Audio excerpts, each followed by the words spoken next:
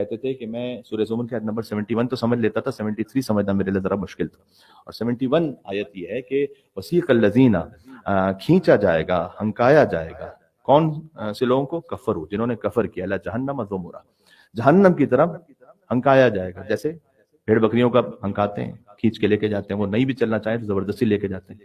الی جہنم زمرا، زمر کہتے ہیں گروہ کو.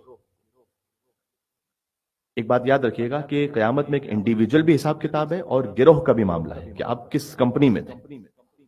وہ کمپنی لمیٹڈ نہیں کہ جس میں آپ کام کر رہے ہیں، وہ کمپنی جس میں آپ اٹھتے بیٹھتے ہیں. تو مومنین کے گروہ میں ہے تو اس گروہ کے ساتھ امید ہے کہ اللہ سبحانہ وتعالیٰ پورے گروہ کو جب بھیجے گا تو مثلا ہم جیسے گناہگاروں کو بھی بھیجتے ہیں، مجھ جیسے گناہگار. تو گروہ در گروہ اللہ جہنم کی طرف بھیجے گا کافروں کو کھینچ کر. سیق الذین، سیق ہے پیسو وائس، ایکٹیو وائس نہیں ہے کہ اللہ کھینچ کے لے جائے گا یا ملائکہ کھینچ کے. ظاہر ہے کہ جب اللہ کھینچ کے لے گئے ملائکہ کھینچ کے لے کے جائیں گے. سیق الذین ہے پیسے، انہیں کھینچا جائے گا. یہ حقارت کے لیے کہ اللہ سبحانہ وتعالیٰ نے ذکر بھی نہیں کیا یہاں پر کہ کون کھینچے گا. اچھا، عربک لینگویج کی بیوٹی یہ ہے کہ ایک ہی فارم جو حقارت کے لیے استعمال ہو وہی فضیلت کے لیے بھی استعمال ہوتی ہے. آپ کو کانٹیکسٹ دیکھنا پڑتا ہے. کھینچا جائے گا انہیں جہنم کی طرف، یہ پیسو وائس ہے.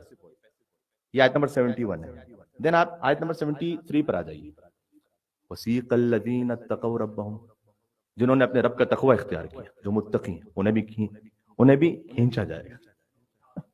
الی الجنت زمرا، انہیں بھی جنت کی طرف زبردستی لے جایا جائے گا. گروہ در گروہ جائیں گے وہ. اب یہاں پر بظاہر شاید ان کی عظمت کے لیے، اچھا آپ کو لفظ سے تو بڑا عجیب محسوس ہو رہا ہوگا کہ یہ کیسے عظمت ہو سکتی ہے کہ کھینچا جائے گا.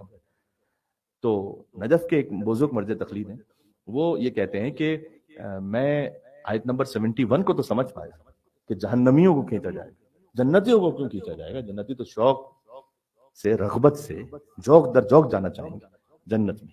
تو وجہ کیا ہے؟ تو کہتے ہیں کہ مجھے اس وقت وجہ سمجھ میں آئی جب میں نے کامل الزیارات کی ایک حدیث کو پڑھا.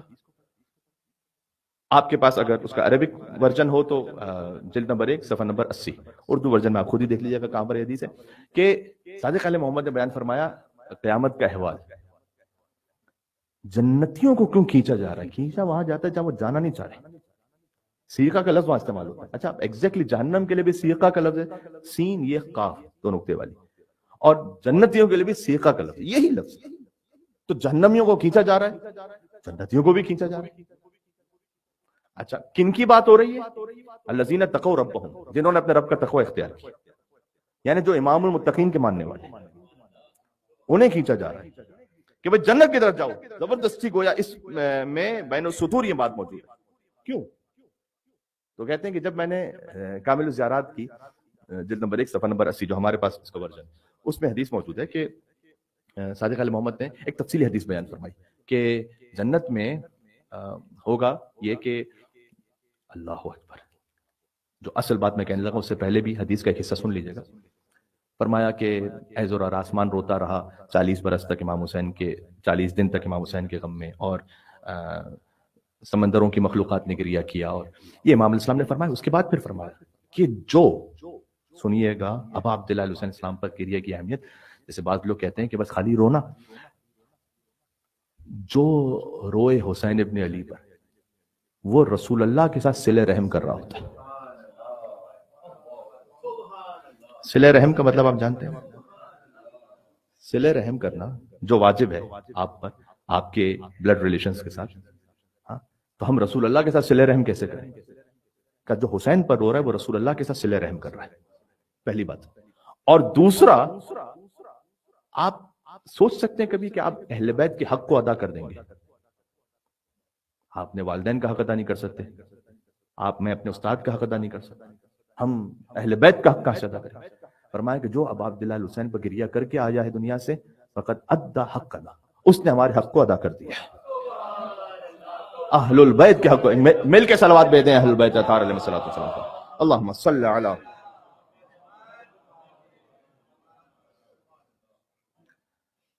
اب جب جنت میں جانے سے پہلے کی یہ کیفیت ہے وہاں پر کہ کامل زیارت کی روایت ہے کہ جنتی امام حسین علیہ السلام کی مجلس میں ہوں گے، امام حسین خود موجود ہوں گے، اور ان کے جمال زیارت سے ان کی آنکھیں نورانی ہوں گی، اور وہ اتنا محو ہوں گے کہ اگر آپ باقی روایات کو اس میں شامل کر لیجئے تو شاید 500 سال گزر جائیں گے امام حسین کو دیکھ رہے ہیں۔